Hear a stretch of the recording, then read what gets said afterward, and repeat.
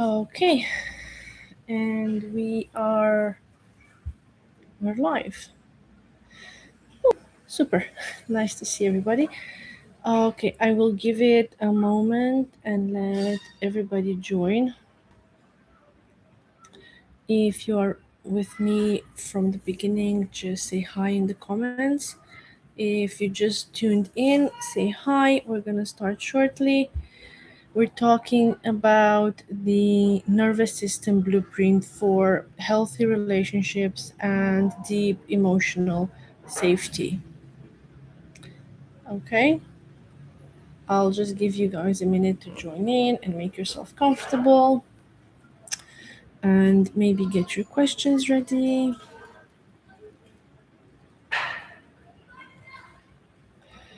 So, if you are here, it's probably because you had that moment. You know the one I'm talking about.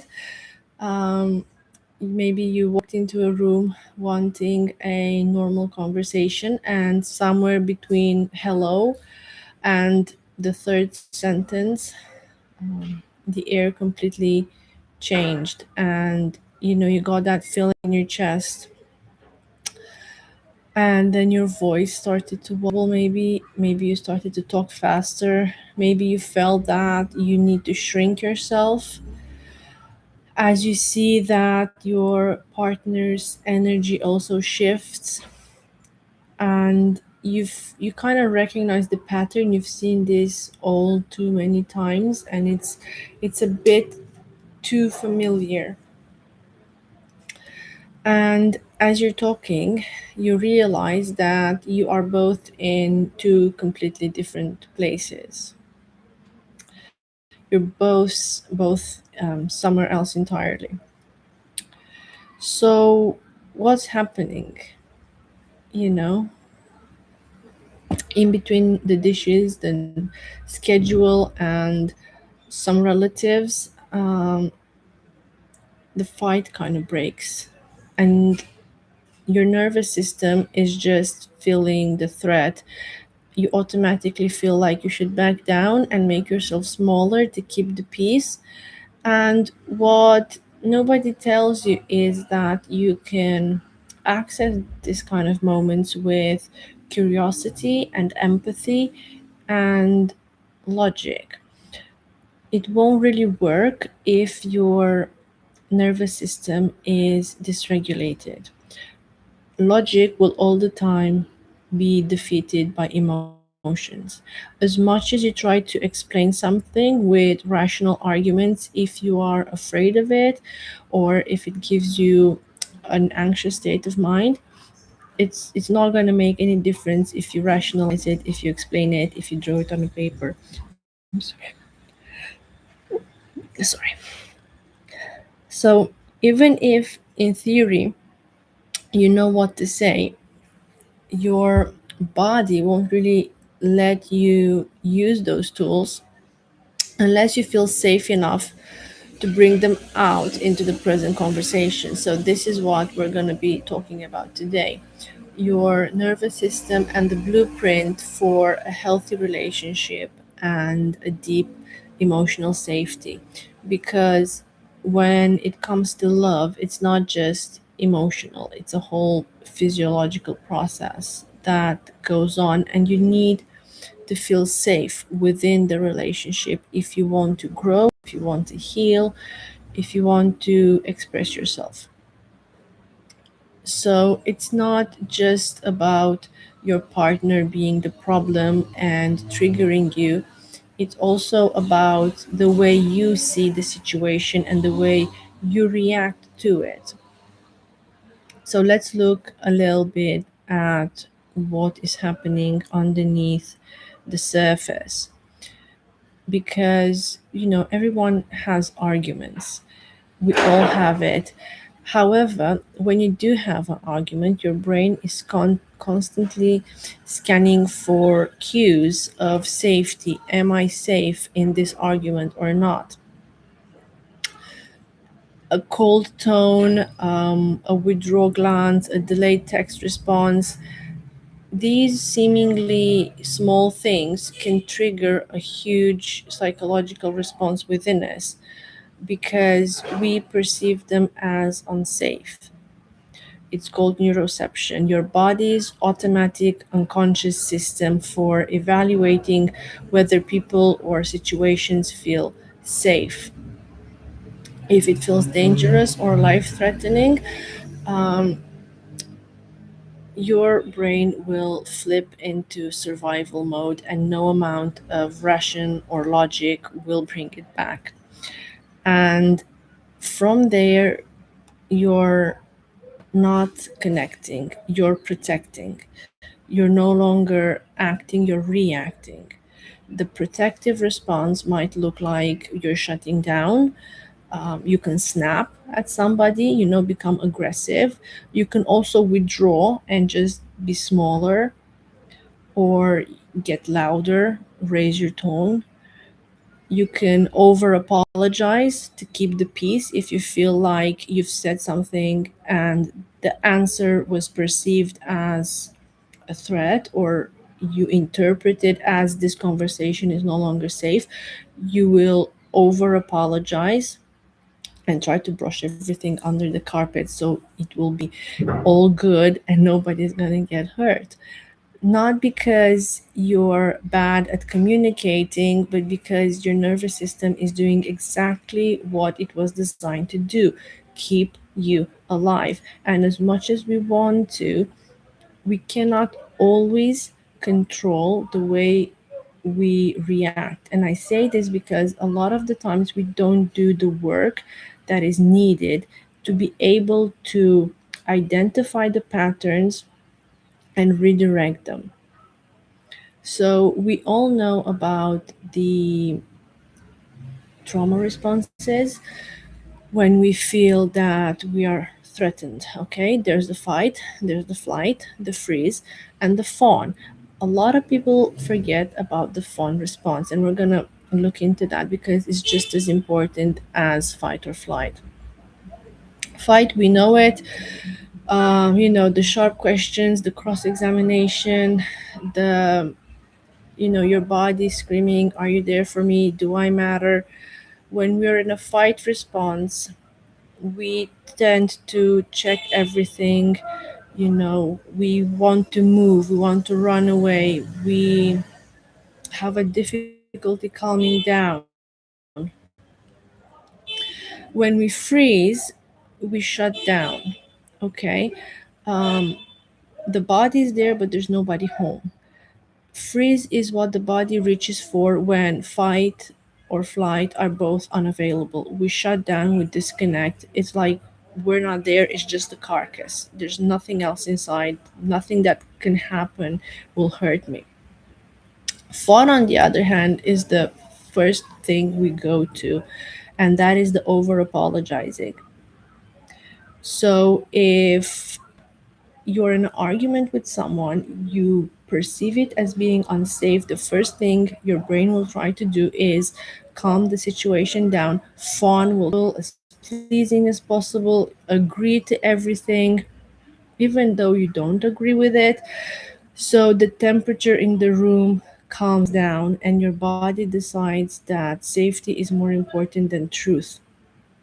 And a lot of the times, people who people please and say yes to everybody, they do that because they are stuck in a fawn response mechanism, and they don't realize it. They think it's my personality, I'm just a nice person, I love helping people, I love being there for my friends, I love it when situations are calm and happy.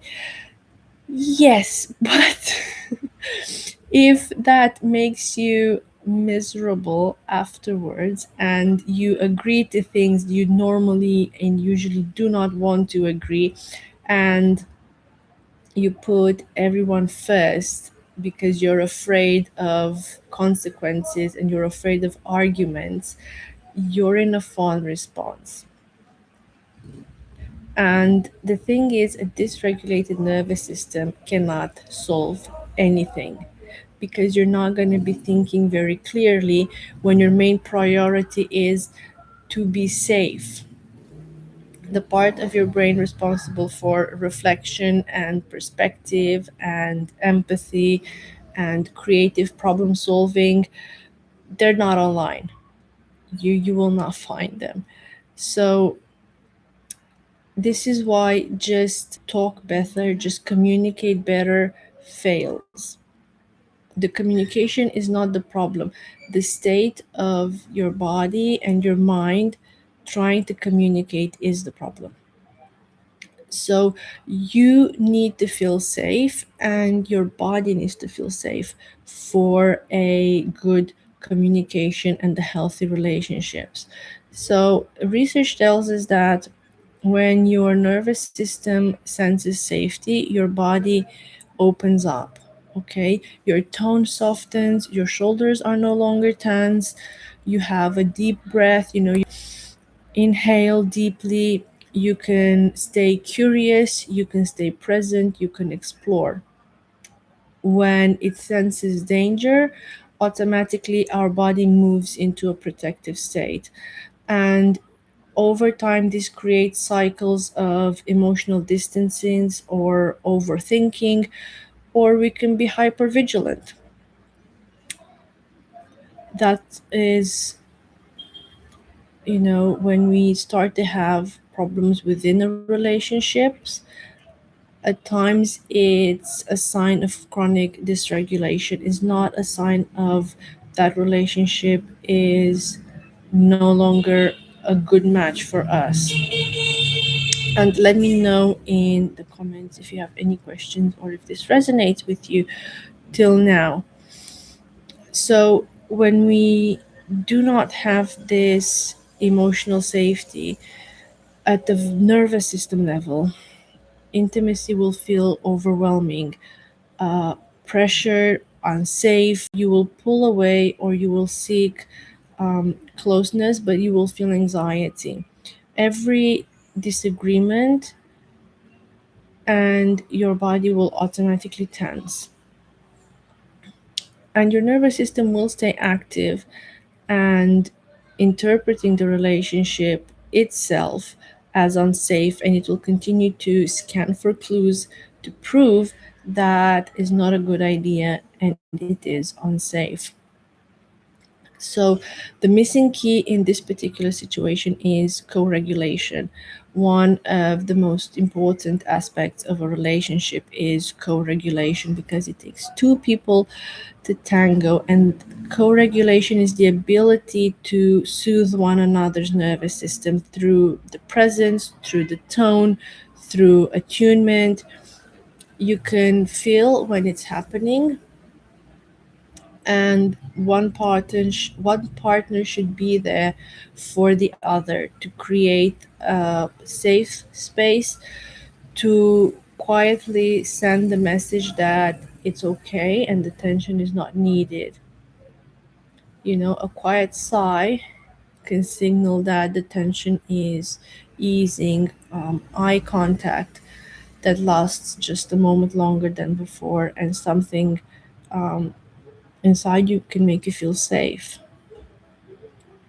And just these small, maybe insignificant changes can create a very big impact in the other person because now they know and they are assured that, okay, I'm safe. And co regulation doesn't necessarily mean that you have a perfect harmony.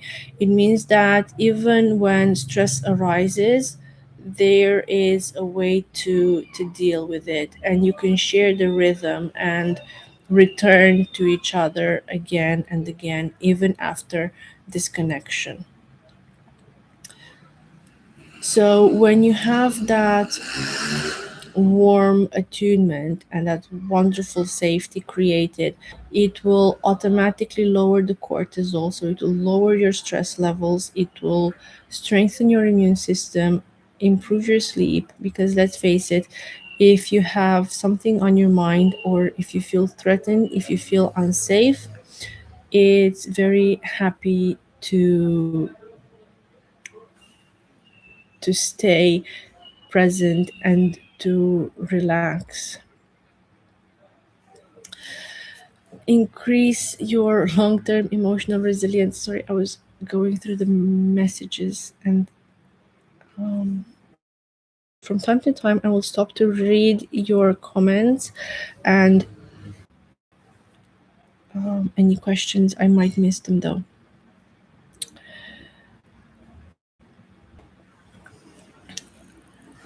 So what I want to leave you with is that in a healthy relationship, we will have the support needed to self-regulate and to attune and heal.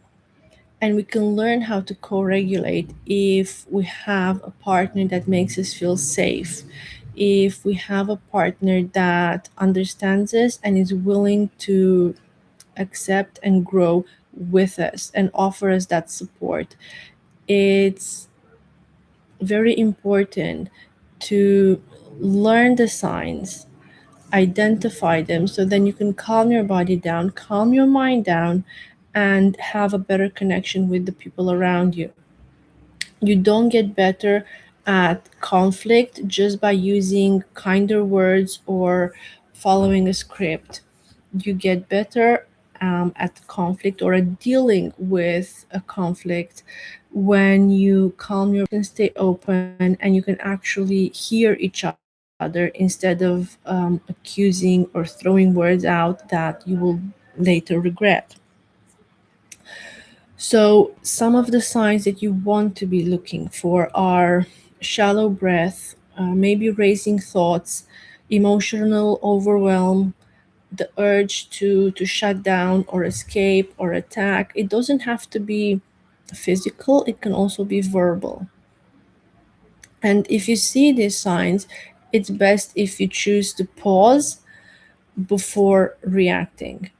If you see that an argument is getting very heated, it's best to just leave it for later and deal with it another time when both parties are calmer than to continue, and it will probably escalate.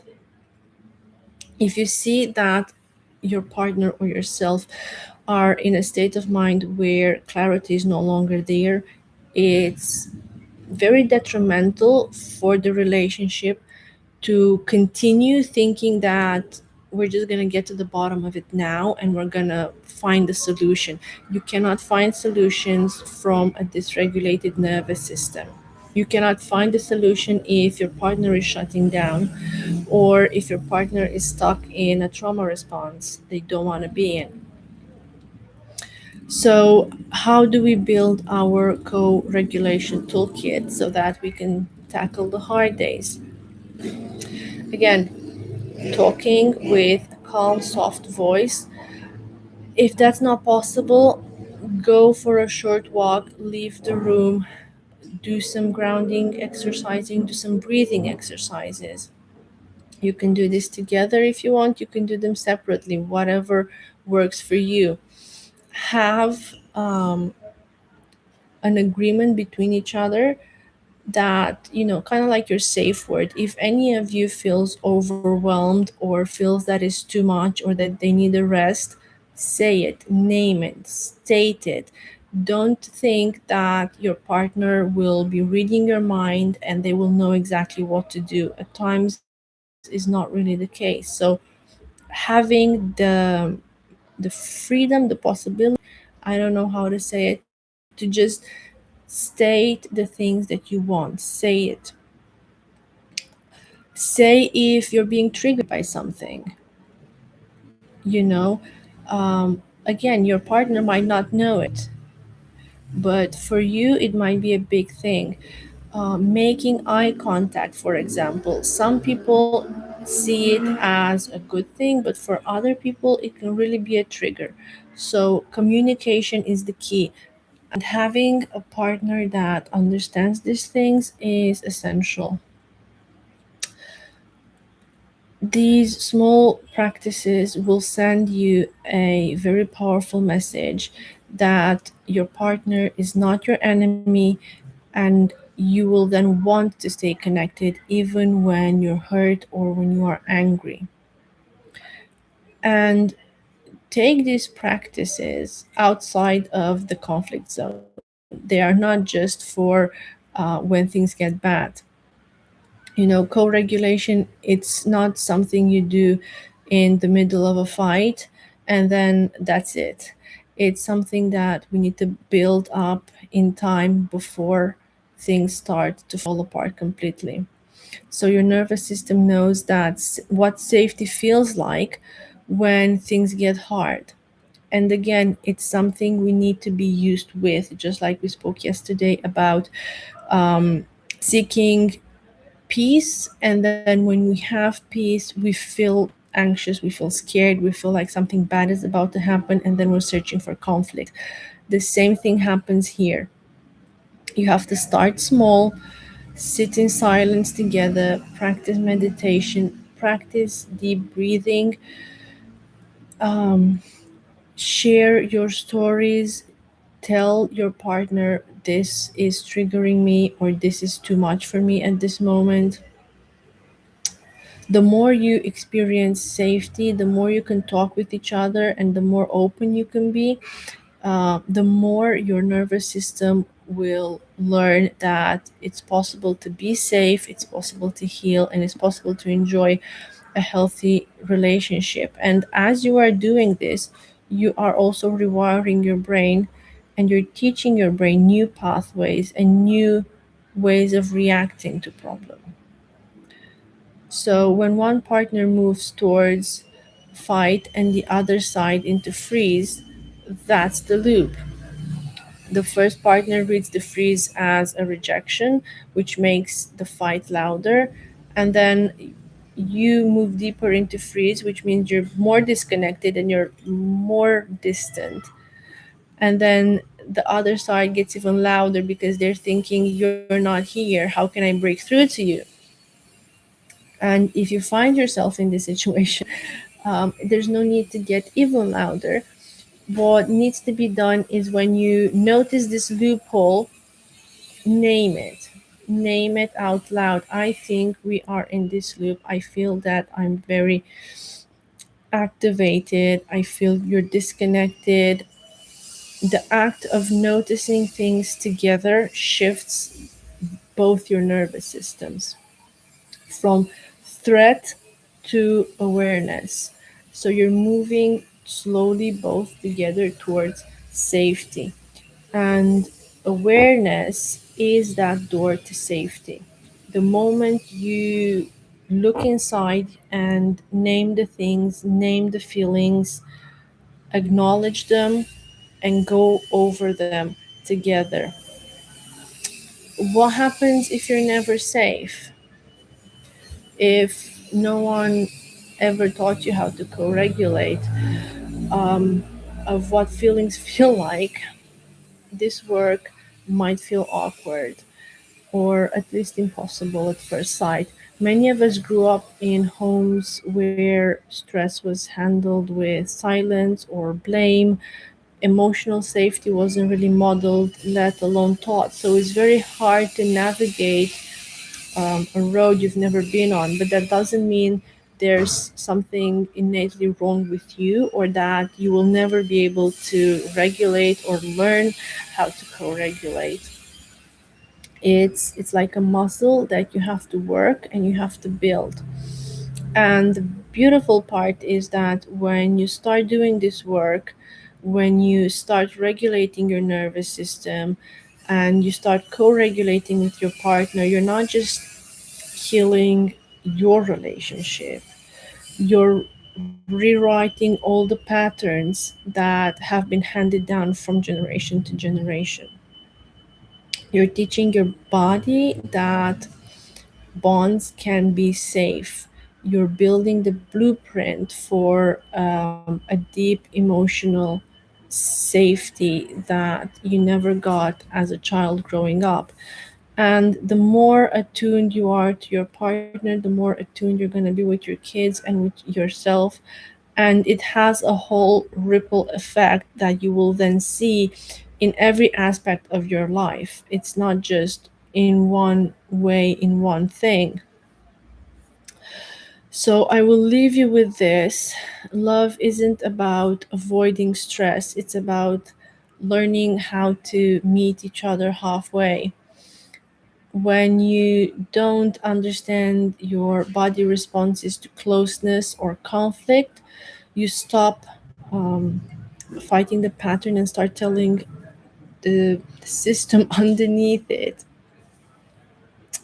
So I would love it if you would mm, stop thinking that it's the partner's problem or that they are the triggers, and look within, look inside, and name what is happening, where exactly is the problem. Stop seeing other people as the problem and look towards your nervous system, and why is it that you cannot feel safe, and what exactly is the trigger. And the way you fight the change, the way you repair after a challenge, the way you hold each other in the hard moments, this is when you learn to co-regulate. You're building the nervous system blueprint for a healthy relationship and a deep emotional safety. And it takes time, and it takes practice, and it takes a lot of love, and it does take more than one person. So I will leave you with this for now. I will see you guys tomorrow. Thank you for tuning in, and thank you for all the questions. I will read all your comments, and I'll get back to you as soon as possible.